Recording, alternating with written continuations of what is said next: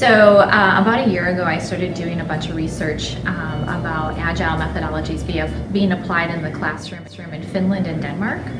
And I found it fascinating that these students were pacing the curriculum set by the teacher. So my hypothesis was that if I could find the right teacher in the right school, that the students would outpace the curriculum that they were set to learn within that semester. And what has happened is exactly that.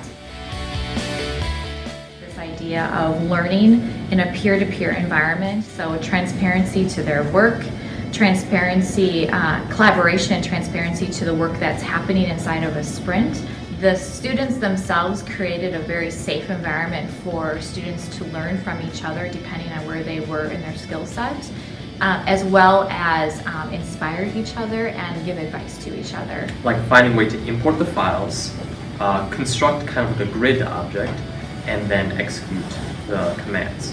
And that did take a little bit of effort, and I think everybody really did a good job pitching in and trying to figure out a solution how to do this. Another thing that we had was, for me, I wanted to import the graphics right away, but then Ben thought it would be a better idea just doing it with just the text files, but then I think Ben was right with just doing this to make it a little easier, but then for our next sprint, our goal is to just be able to animate kind of the movement of the robot. Okay, so today I was really impressed with two things in particular. One is the class is situated into different skill levels, but in the retro today they all had a very common theme, and that is how do we do a better job of breaking out our work and assigning tasks so that we can get more done, and then how do we come back together and collaborate to solution through and bring our work together to our final product.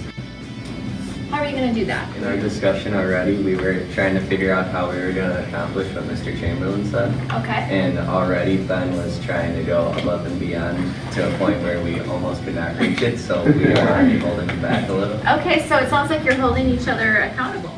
So the thing that I thought was really great was to see that the students were actually implementing not only what they're learning in the classroom, but they're actually concepts that we see every day at Northwestern Mutual. And it teaches them to take things, a project, and move it forward faster in an agile way.